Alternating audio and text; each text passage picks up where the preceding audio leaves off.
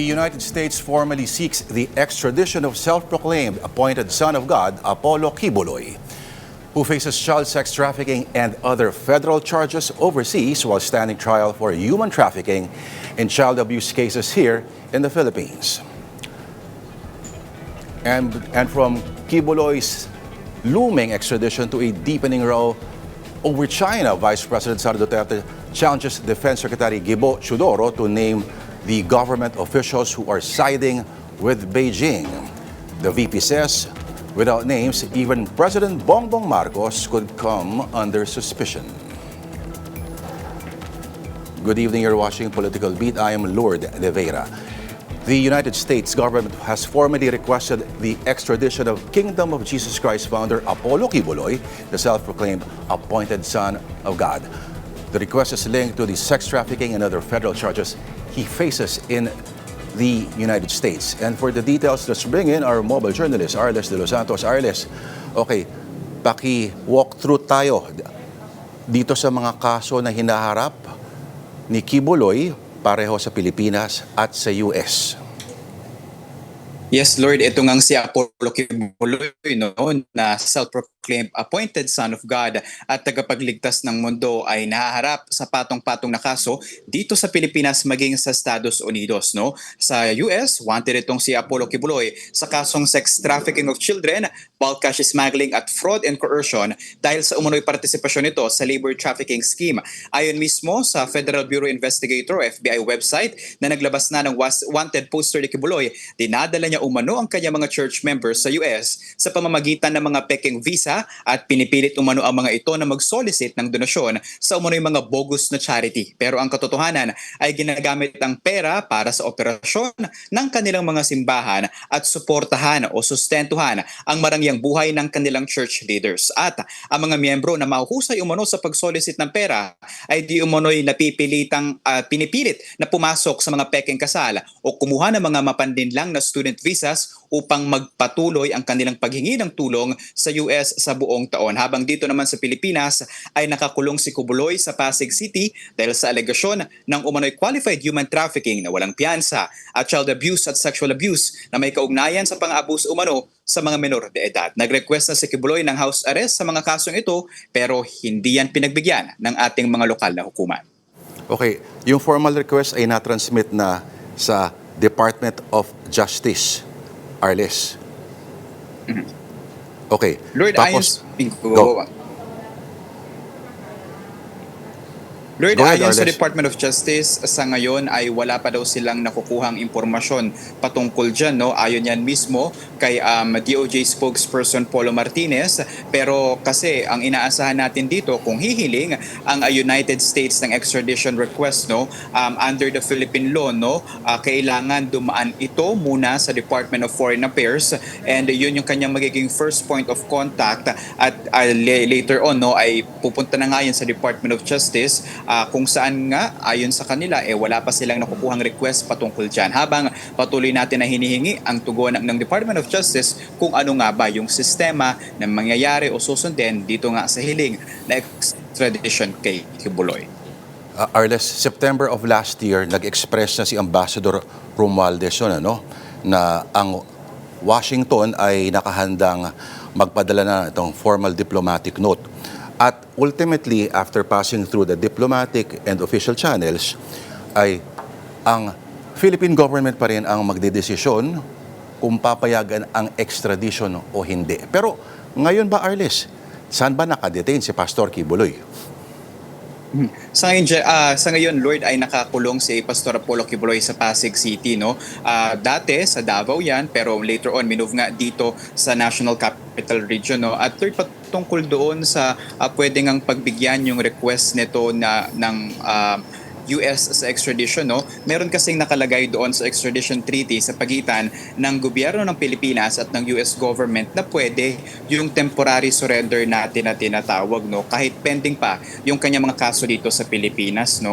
Kumbaga, ang mangyayari, dadalhin si Kibuloy sa Amerika at ditinggin yung kanyang kaso doon and after nyan, pwedeng ibalik sa Pilipinas si Kibuloy para naman tapusin yung pagdinig ng kanyang kaso dito. Actually, Arles, noong 1994, ang Amerika at Pilipinas ay may pinirmahang extradition na treaty na tinatawag, ano? At in fact, sabi nga nila, maaari daw isuko, no, si Kibuloy sa Amerika sa ilalim daw ng Article 11 dito sa 11. ilalim ng RPUS Yes. extradition treaty, kahit na yung local cases ay gumugulong pa rin, Arles. Pero ano ba ang sunod na hakbang at ano ang mangyayari sa mga pending na local cases kay Kibuloy sakaling ma-approve ang extradition? Lord, so far no, ayan yung ating dapat abangan kasi yung last year no nung si DOJ Assistant Ombudsman Miko Clavano na noon ay DOJ spokesperson at Assistant Secretary, sinabi nito na hindi raw pwedeng mag-extradite ang isang tao mula sa Pilipinas habang may mga lokal na kaso dito na kinaharap, no? At prioridad daw dapat yung kaso dito sa ating bansa, no? At kung ma-convict, dapat daw to pa rin muna yung kanyang sentensya dito bago i-extradite sa ibang bansa, no?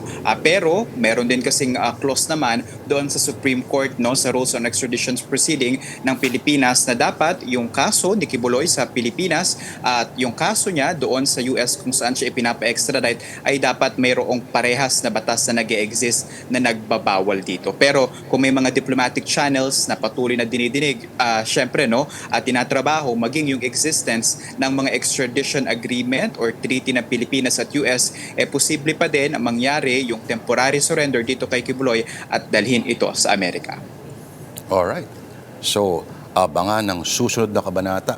Ano pa ba ang dapat malaman tungkol sa isyong ito? May komento na ba mula sa mga political allies at mga parehong kritiko din na alam natin kung saang bahagi ng politika pumapanig itong si Pastor Kibuloy, Arles? Sa ngayon, Lord, ay sinusubukan natin na mahingi yung reaksyon ng abogado ni Pastor Apollo Kibuloy na si Attorney Israelito Torion, pero hindi pa rin ito sumasagot sa tawag at hingi ng reaksyon ng News 5. So aabangan pa natin yung kanilang reaksyon dyan at gayon din sa mga kritiko ni Pastor Apollo Kibuloy na syempre isa sa mga pinakakilala na kaalyado ng dating Pangulong si Rodrigo Duterte. Okay, palinaw lang, Arles. So, bago sa DOJ, tama ba? Dapat mo nang dumaan sa DFA? Yes. Bale, DFA muna, Lord, yung magiging first point of contact, and after nun, bababa yan sa DOJ, and later on doon pagdedesisyonan kung ano yung magiging proseso nito. And syempre, with request dapat, with respect rather doon sa ating mga umiiral na local courts dito sa bansa. Alright, on that note, maraming salamat sa iyong ulat. Our mobile journalist, Arles de los Santos. Please don't go away. More developments ahead here on Political Beat.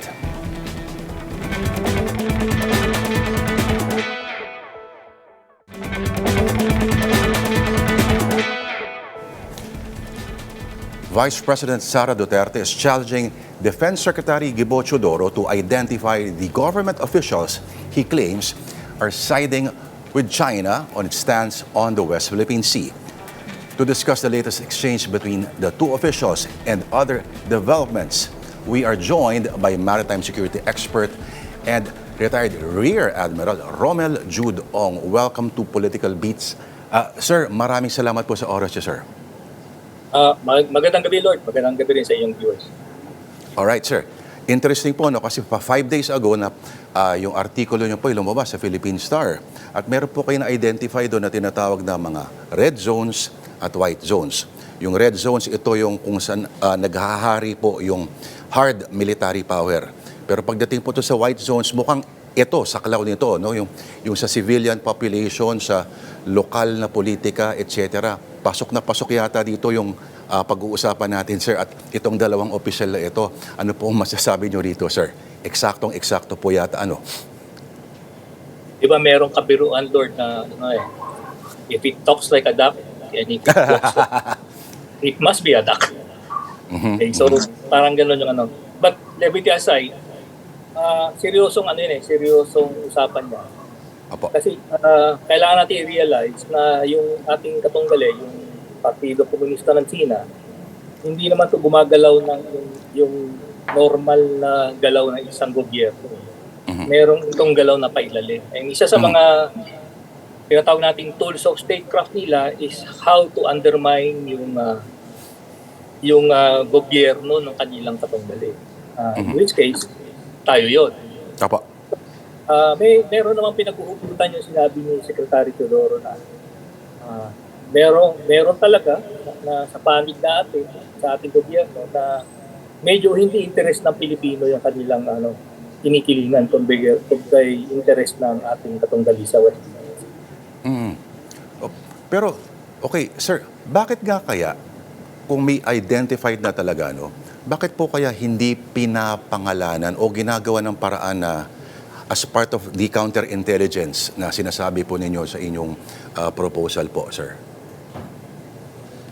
Number one, hindi pa kasi hindi pa tayo nakapag-adjust totally from counterinsurgency to yung external defense na isa sa aspeto nito is yung tinatawag natin na United Front Work Activities. Yung pag-undermine ng lipunan o yung society at yung pag-undermine ng gobyerno ng isang katunggali ng China. So hindi pa tayo totally naka-shift napag-uusapan na, napag-aaralan na, pero yung struktura natin at yung proseso natin hindi pa ganoon naka-align. Pangalawa, yung demokrasya tayo, although hindi tayo perfectong demokrasya, by the nature of the beast, open society tayo. By that alone, meron ng inherent vulnerability sa ating kalipunan. Pangatlo, hindi naman lingid sa kalaman, meron tayong problema ng korupsyon at various level ng ating gobyerno. Nagiging opening ito for other activities. So, yun yung natin, yung operating environment natin na kaya hindi pa natin totally ma-address. Sir, gaano ho ba kalalim na ang infiltration po ng CCP sa ating political system, sir? At sa military ba, meron na rin ho bang mga nag-uugat-ugat dyan? Well, yung classified na data na ibigay sa akin pero 2 years ago pa to, minarkahan niya yung level of affectation ng United Front Work Activities sa Pilipinas. Hindi siya granular data, more of yung anecdotal data siya. But yung level of affectation sa mga probinsya na nakaharap sa South China Sea, basically Northern Luzon yan, tsaka yung buong Palawan, markadong na yun, medyo malaganap na. Then merong areas sa Mindanao at merong areas dito sa bandang Eastern Mindanao na meron ding level of affectation. Kailangan natin intindihin kasi na yung buong Pilipinas, strategic na real estate yan as far as China is concerned. Kumbaga, geographically, we are in the way ng ambisyon niya na makontrol yung South China Sea at the same time, mapalaganap yung kanyang impluensya dito sa buong Indo-Pacific. So, yung pwesto natin, ang ating yung nagke-create ng problema natin.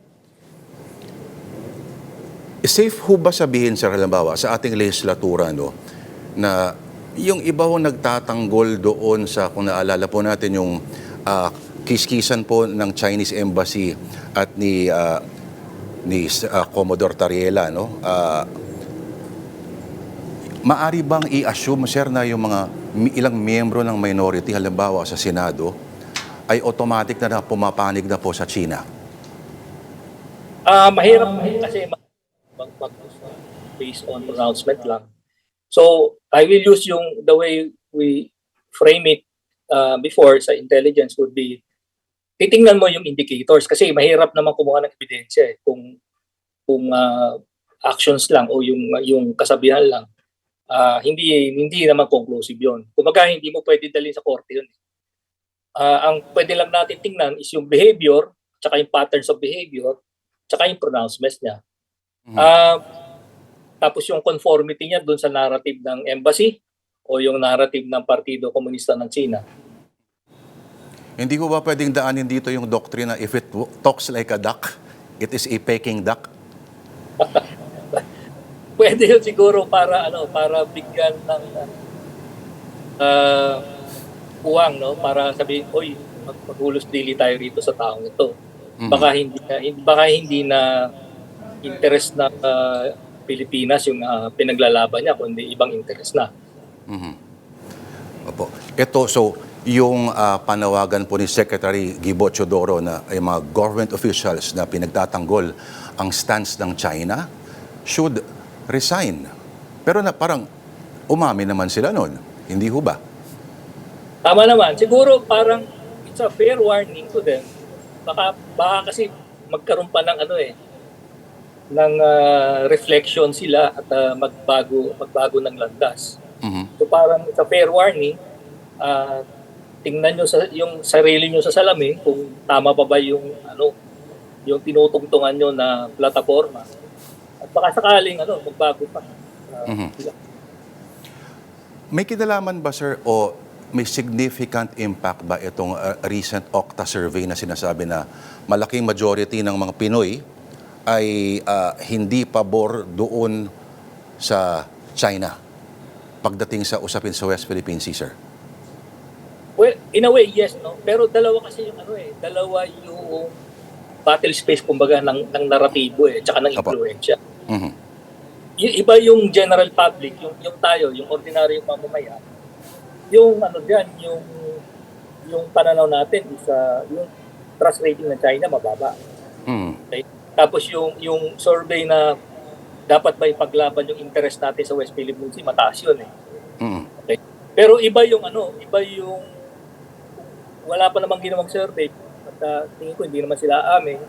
Pero titingnan din natin kung ano yung pananaw ng mga ating mga political leaders. Kasi very specific sa sa mga tools ng ating katunggali is yung tinatawag na elite cooptation o political elite cooptation. Meaning, specifically tinatarget niya yung mga liderato sa larangan ng politika na sa tingin nila makakatulong sa kanila o makakatulong sa interest nila or willing na gumabay dun sa polisiya na gusto nila na i-adapt ng ating pamahalaan. Medyo nakakatakot po, sir, kung sinasabi natin na ganun. Ibig sabihin, ngayon pa lang ay gumagawa na ng paraan or nasa mekanismo na at talagang may kakayahan silang ma-impluwensya na maging epekto ng 2028 elections. Tama ka doon, Lord. Actually, ito yung 2028 is a battleground. Hindi ito eleksyon ng mga hindi lang siya labanan ng mga partidong political natin, domestic natin. Labanan din to na yung partido na sino yung panig sa interest ng Pilipinas at sino yung papanig sa interest ng China. Tataya din sila sa eleksyon natin sa 2028 kasi malaki yung nila. Malaki yung interest nila at malaki yung payoff sa kanila kung sakaling makaulit sila at push sila ng kandidato na pabor sa kanila. Kasi lahat ng sakit ng ulo na tinatamasan nila sa atin ngayon dahil kontra tayo sa polisiya nila, bigla maglalaho yun. Maglalaho. Opo. Okay. Sir, iniisip ko lang, kasi sinasabi natin may hard power, may soft power. Ang sinasabi nila, ang ultimately ang nagpabagsak sa Berlin Wall, sa Iron Curtain na tinatawag din, ay hindi naman daw talaga yung mga missiles ng Amerika at ng Western powers, kundi Levi's, McDonald's, at lahat ng mga soft mechanism, lahat ng mga manifestasyon ng kultura at popular daw na impluensya. Pero kung i-apply po sa sitwasyon natin, meron mo bang gano'n ng China sa atin? Ang tawag doon, sharp power, hindi soft power. Sharp power? Oo, sharp power yun. Yun yung ginagamit nila, yung tools na ginagamit sa soft power, pero hindi para mag-establish ng friendly relations with isang bansa, kagaya ng Pilipinas. Yung use of sharp power is para ma-impluensyahan nyo tayo para mag-align tayo sa polisiya na gusto nilang i-adapt natin. So yun ang price of sharp power. Sa anong paraan po gagawin yun? Well, sa yung mga reference ko na mga mas expert sa akin dito sa area na to, Chinese political warfare, isang option is using yung gagamitin nila yung economic investments to gain political influence. That's one. Second is yung labanan ng naratibo, which is nakikita natin yan palagi. Yung away emanating from Chinese embassy, inaaway yung mga official natin sa gobyerno. That is propaganda basically. Yung pangatlo, ito yung related dun sa pronouncement ni Secretary Todoro, which is yung tawag nun is subnational impeachment. Ang ibig sabihin nun ay bababa sila sa level ng local government para impluwensyahan yung ating mayor at governor. Kung sa tingin nila, alanganin silang makuha yung loob ng central o national government. So dito, nagmamanifesto ito sa tinatawag nating sister city arrangement. Yun. At yung variation na ngayon is yung sister school arrangement. Ibig sabihin, yung isang syudad sa kanila, makikipag-usap sa isang syudad sa atin, tapos magkakaroon sila ng parang agreement. Pero yung agreement na yun, hindi natin alam kung ano yung formal agreement, saka ano yung nakapailalim na under the table agreement na napag-usapan nila doon. Ang nangyayari dito, dahil medyo kulang yung ating oversight from the national level, parang because of yung kakulangan ng supervision, yung ating mga local government units nagkakontak ng sarili nilang foreign policy. Okay. So siguro maaaring kailangan tingnan dito is yung local government code natin kasi masyadong binalakas natin yung mga LGU. Autonomy.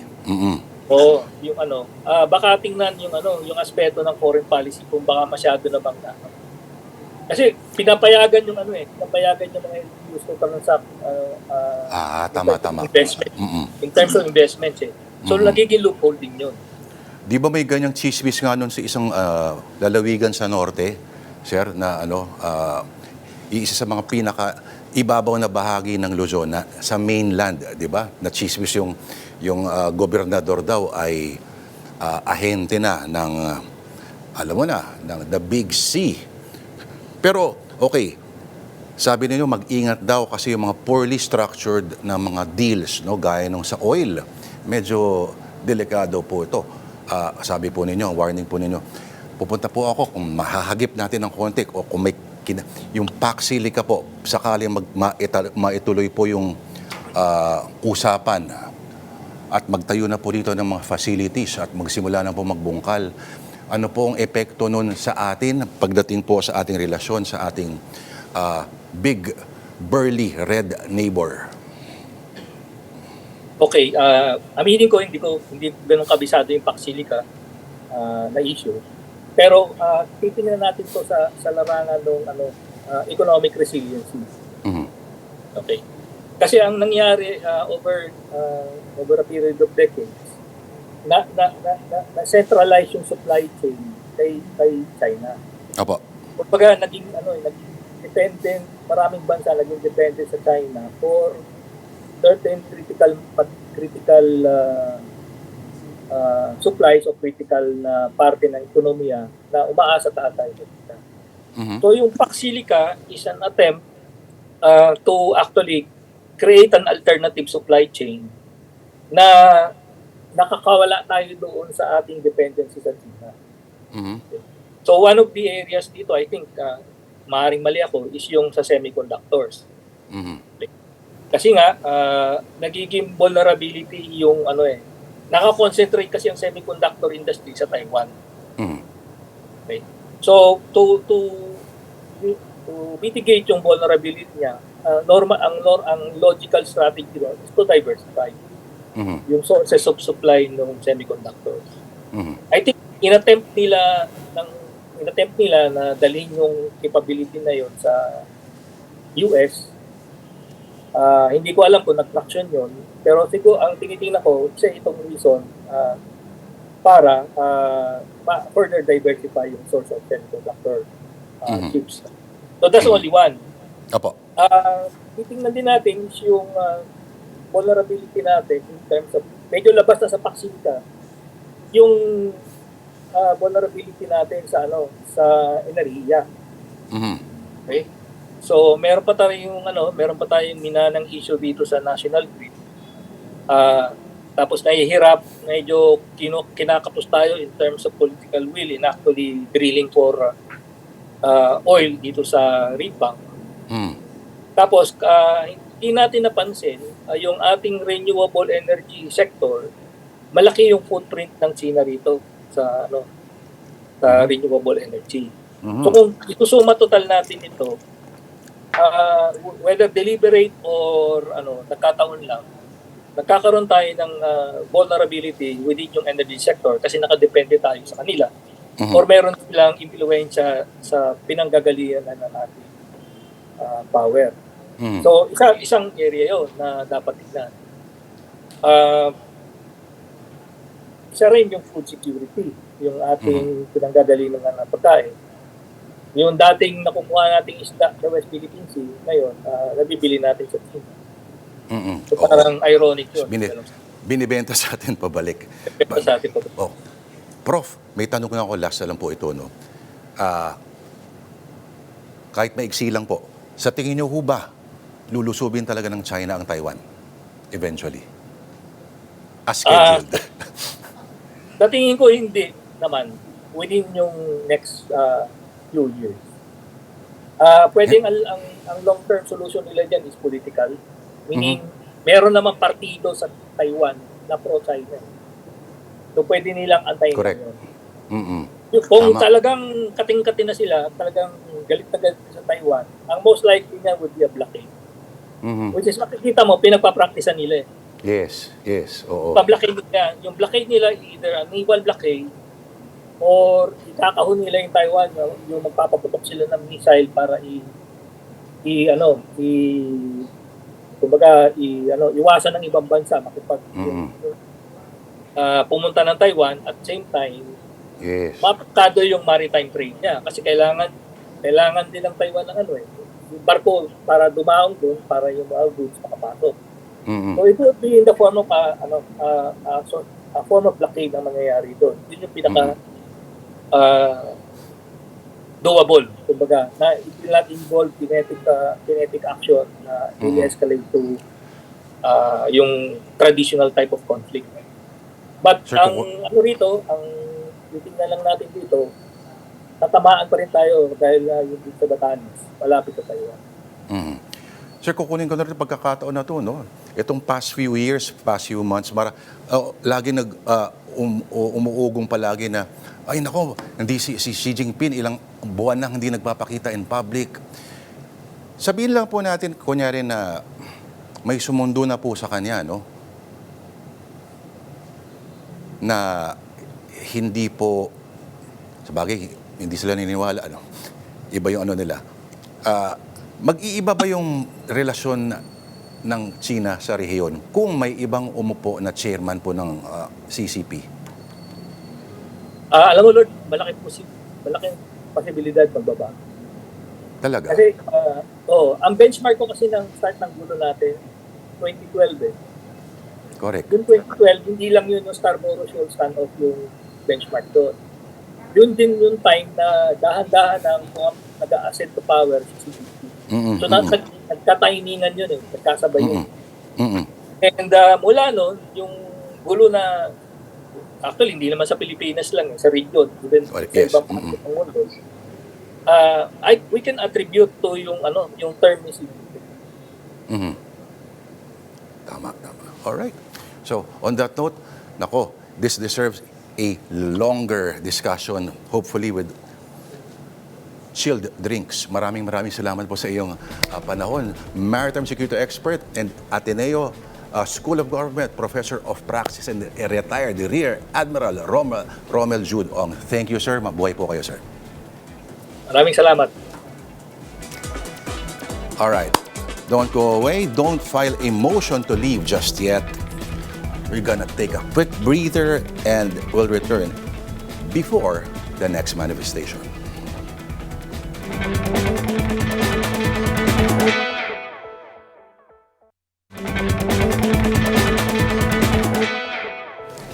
And you're watching Still Political Beat. Another week has wrapped In the impeachment trial of the Vice President, with proceedings continuing to focus on the alleged misuse of confidential and intelligence funds.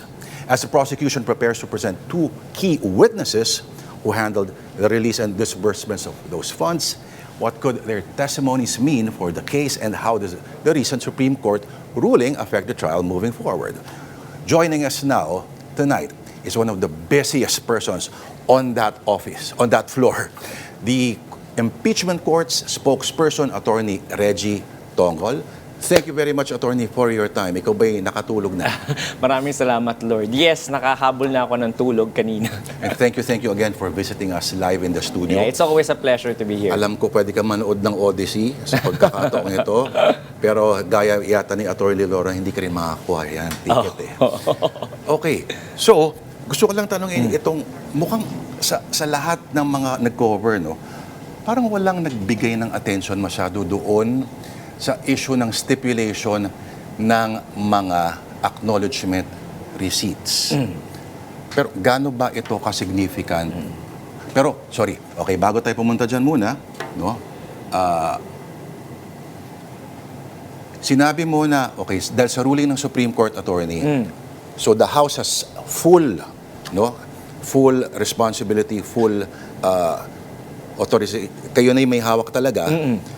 At wala nang kinalaman ang House dito. So, ganun lang in essence ang sinasabi ng Statement ko, yeah. Ibig sabihin, kung may sunod na magpa-file, pwede pa rin bang ipatigil yung nangyayari sa Senado? So far, yung Supreme Court decision na yun, hindi pa naman nilalabas yung full resolution or decision on the petitions. Okay. So yung briefer pa lang nung spokesperson, yung ating nabasa mula kahapon, yung pa lang yung official release nila.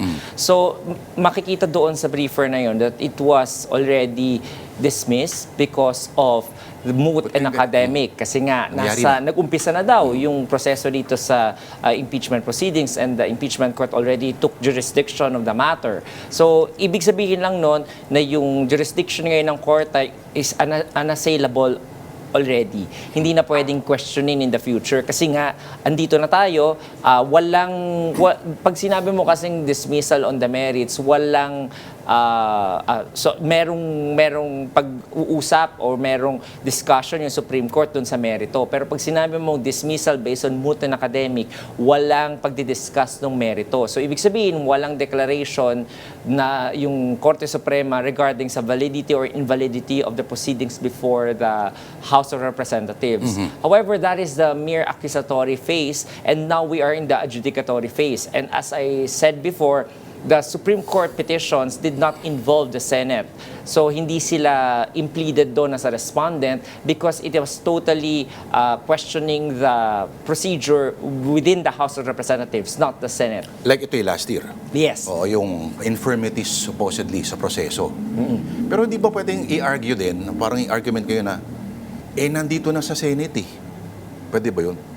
So kaya nga, yun yung sinabi ng Supreme Court, kaya sinabi nga moot and academic na nasa Senado na, nag-take into jurisdiction ang Senate Impeachment Court, it's already proceeding, so hindi na kailangan i-desisyonan ng Supreme Court yung mga merito. Pero Attorney, what if that same argument could have been used last year?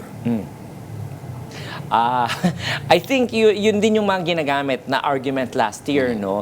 Parang nandito na eh. Oo. Ano pa yung problema doon siya sinasabing may problema sa proseso doon sa nasimula na? Kaya lang, however, the difference with the decision ng Duterte versus House of Representatives last year, talagang totally in-invalidate. So while the proceedings of the impeachment court already started, kaya lang may pagkupalit kasi ng ng Kongreso noon from the 19th to 20th Congress. So magkaroon din ng election. So the validity of the proceedings before the impeachment court, kailangan munang i-remand yung articles of impeachment para tanungin yung 20th Congress if talaga bang ito pa rin ba yung action ng House of Representatives o hindi?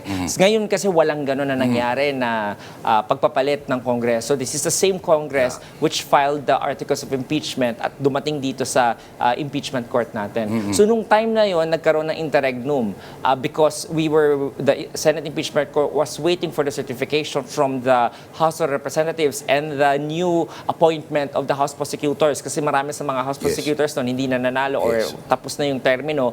So nag-iba na wala pang naipasa noon yung House of Representatives when bago mag-SONA at bago mag-convene yung 20th Congress.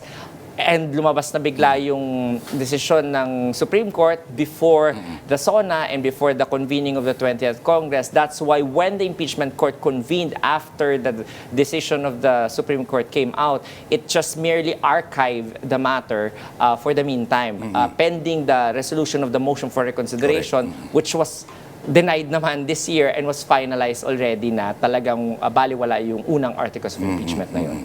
Okay.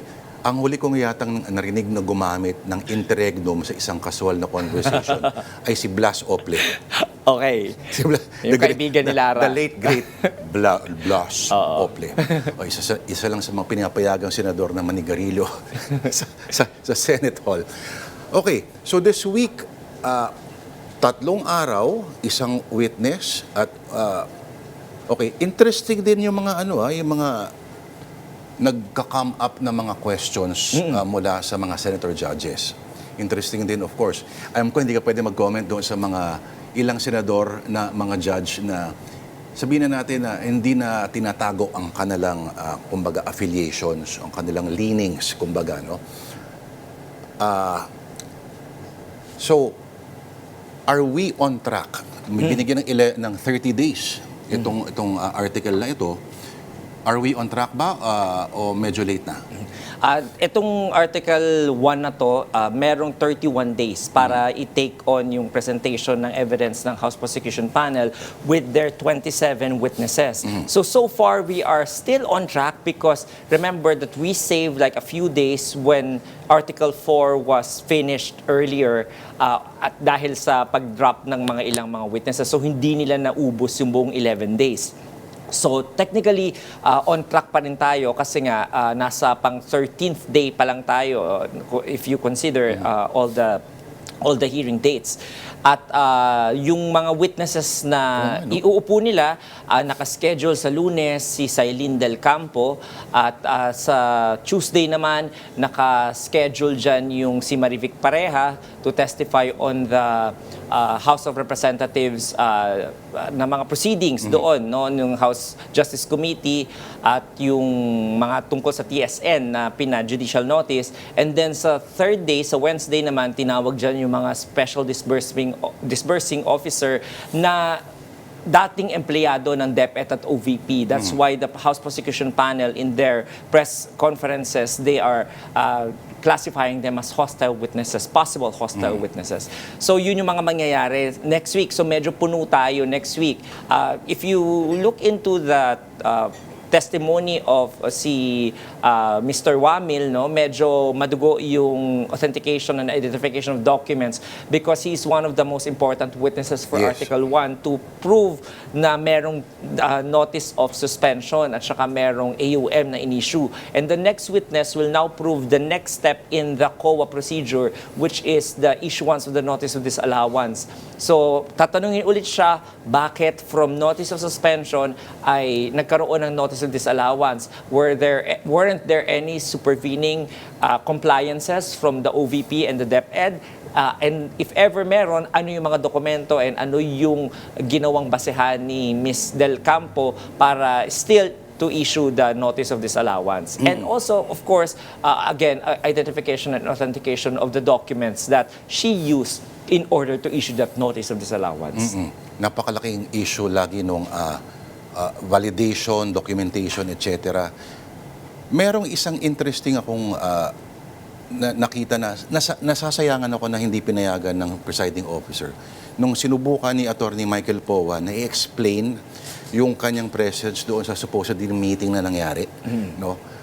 So ang mangyayari ba niyan, Attorney Reg, ang makakapagpaliwanag pa lang siya pag nag-present ng depensa? Ay, hindi na, not necessarily. Kasi makikita din natin, no, sa isa sa mga witnesses na ipapatawag, pero hindi yata sa Article 1, no? I need to refresh back kung sino yung mga witnesses. Pero isa sa mga ipapatawag ng House Prosecution Panel, if it not for Article 1 sa Article 3, si Attorney Michael Powa. However, the House Prosecution Panel can still, based on the reservation of witnesses per article, pwede pa rin nilang ipatawag dito si Attorney Michael Powa. So that is still a possibility and a strategy that is within the prosecution's prerogative. So baka doon natin unang makita o matanong siya kung bakit siya umattend doon. Or kapag talagang wala, then sabi ni Presiding Officer, if you want to state that, then you state it as a matter of evidence under oath as a witness at the time of the presentation of the respondent's evidence in chief. So yun yung mga dalawang pwedeng scenario and circumstances na we might hear the testimony of Attorney Michael Powa regarding the meeting that he attended with the COA representatives. Okay, alam ko hindi mo pwede sagutin ito, pero do you think the defense blew its chance nung nireject nila yung offer ng korte na makapag-present na halinihinan o alternating doon sa prosecution? The defense, in their memorandum, they stated that it is going to be a violation of due process if in the middle of the game, the rules are suddenly changed. And they will be left with little time in order to prepare for their witness. So, medyo maraming technicalities na kinoconsider yung Respondents' Council when they disagreed with the proposal by the Senate President and the Presiding Officer na halinhina na lang. So, naiintindihan naman ng impeachment court yung stance na yon ng depensa at hindi naman pinipilit. Kaya nga, as much as possible, this should be voluntarily and consented by both parties. Because the impeachment court is mindful na if it imposes its will na biglang i-change yung rules, it might be seen by the other party na baka andaya naman, di ba? Parang Hinahanap pa namin si bawal Mary Grace yan. Piatos. Parang ganon. Oo, so isa yun sa part of fair play that during the trial proceedings already, you do not change the rules in the middle of the game. So that is what they invoked. Kasi nga, of course, lagi nating isipin, no? Ang ultimate goal ng bawat korte is to accord due process to the respondent or to the accused. At kailangan yun yung mas nananaig kesa yung bilis na nagmamadali tayo, no, or yung mga logistical na mga issues, kailangan manaig pa rin na dapat bigyan ng due process because of the presumption of the accused to be presumed innocent. In short, walang basagan ng trip. Walang basagan ng In a diskarte. way, yeah. Walang pakialam ng diskarte. Okay. In a way. Sa issue ng mga dokumento na pinapayagan only for limited purposes, yung iba naman subject to objections. Pwede mo ba i-clarify, attorney, wala namang evidentiary standards, di ba? Meron tayong evidentiary standards under the rules on evidence na supportorily applicable sa ating impeachment proceedings because the impeachment court doesn't have a separate rules on evidence on the matter. So that's why it deemed Pero ano lang, na gawin supporting lang. Supportorily. So kapag wala, yun ang i-apply. So under the rules on evidence sa ordinary courts, ang mga hearsay evidence, kapag ito yung mga testimonya ng ibang tao na hindi naman inupo yung tao na yon. Under the Bill of Rights kasi, kailangan pag inaakusahan mo isang tao, bigyan mo siya ng karapatan na kaharapin yung akusasyon na yon, pati yung nag-a-accuse na yon, at butasin yung accusation na yon. So that is one of the hallmarks and pillars of our Bill of Rights and due Pero paano process. sinabi ko na, hindi naman to trial court hindi naman to criminal trial. Technically, this is a trial court because we are trying the facts of the case. We're not trying the law. We're trying the facts. So, merong facts yung prosecution to build up their case. Merong facts din yung depensa to build up its case. So, that's why proceedings, the evidentiary standards under the rules of court should apply in this case because these are tried and tested methods on how to sift the truthful statements, the truthful documents, the accurate and authentic documents out of the many documents and testimonies that we will come across in our daily lives. May mga nag-o-observe na sinasabi nila na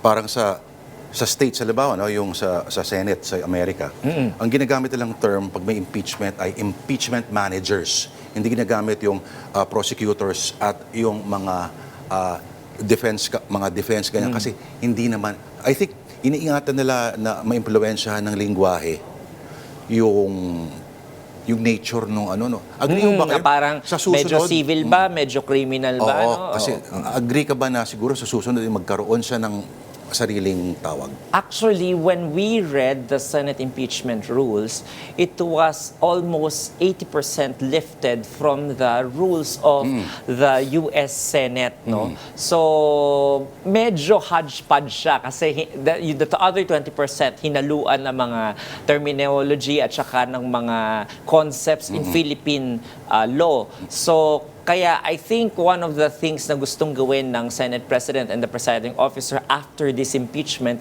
is to revisit the rules on impeachment and then provide a more, because medyo marami na rin tayong experience, diba? So medyo more grounded rules of procedure and also to supplement it with its own rules of evidence. Kumbaga, ang Philippine impeachment ay sui generis din.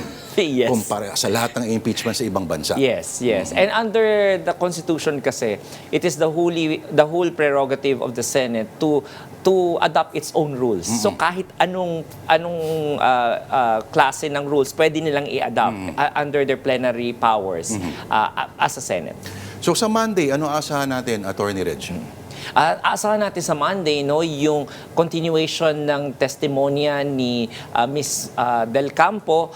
Ito yung COA ICFAO na nag-issue ng Notice of Disallowance. Asahan natin na yung mga dokumento na medyo napresenta na rin, no, during the time ng testimonya ni Mr. Wamil ay i-revisit ulit at ipapa-identify ulit kay Ms.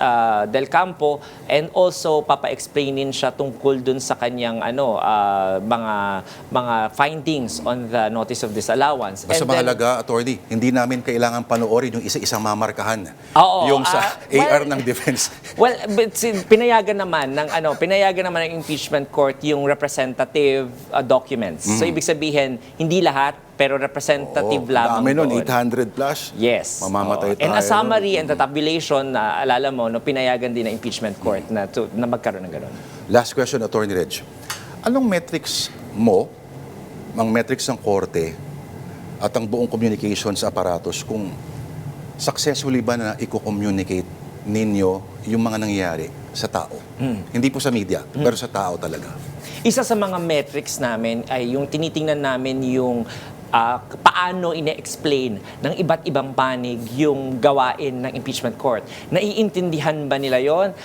Consistent ba yung explanation, pati yung mga comments ng mga tao dun sa baba? Consistent ba yung naiintindihan nila na nangyayari? Kasi isa sa mga trabaho ko as a spokesperson is to try to bring down the language of the law to the masses, So to you the have to public. sift through the comment sections. Kaya nga, so kailangan namin tingnan isa-isa yun kung Naaawa ako paano ba yung diskusyon nila doon.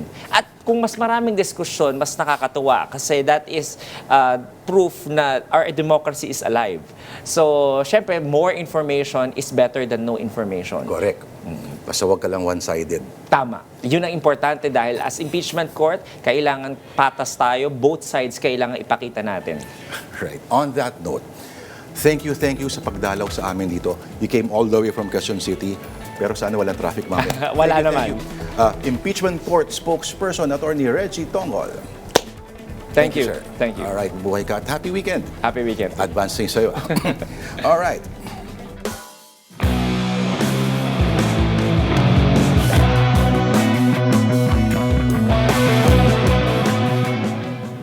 Two warriors represent the ultimate contrasting ideals of ancient Greek heroism. Achilles, the hero of the Trojan War, embodies brute physical might, divine lineage, and tragic glory. Odysseus, who may or may not resemble Jason Bourne, represents supreme intellect, strategic cunning, and human endurance. His masterclass in deceit finds its zenith in the construction of a large and hollow wooden structure shaped like a horse left at the gates of the city of Troy. Quote, now, throughout history, when people think wood, they'll think of Trojan. This is a killer line from the greatest TV show of all time, and has absolutely nothing to do with my point. I just wanted to quote from The Simpsons on live TV. But day 13 of the impeachment trial of the vice president saw the deployment of cunning court strategies, especially on the part of the prosecution. The multiple periodic press conferences ensured that their messaging fills up most social media feeds. Private counsel Lorna Kapunan shared her technique of observing the demeanor of senator judges for knowing when to maintain a serious tone or when to deploy snappy one-liners. Even if it was ordered stricken out, quote, scam ito is a quotable quote that certainly sticks better than any polysyllabic Latin phrase or another bloodless accounting term. Her presentation shows awareness of an audience that is not just the senator judges. Every chance she gets, she tries to drop a sweeping, concluding declarative or two, preferably with color. See an opening, take the damn shot. As the famous quote goes, art is what you can get away with. That's Andy Warhol who said that. And that is also the spirit of Odysseus. The sad part is that she did not get to watch the Odyssey yesterday, as all IMAX theaters were fully booked. But the Greeks believed every tragedy required hubris, that dangerous overconfidence that leads to an ultimate downfall. In our version, hubris has acquired legal counsel and social media managers and might have possessed one senator to believe in his own deductive powers. Like how the confidential funds of Sara Duterte may have prevented several NPA attacks. And if current survey numbers are to be believed, this country is on its steady course to the land of tragedy. And we are the intellectual descendants of Trojans, those people who once upon a time said, oh, what a wonderful wooden horse. Of course, we'll take it. And that is the word of the Lord for tonight and the Political Beat, this Thursday, the 6th of August. I am Lourdes de Vera. Enjoy the rest of the evening.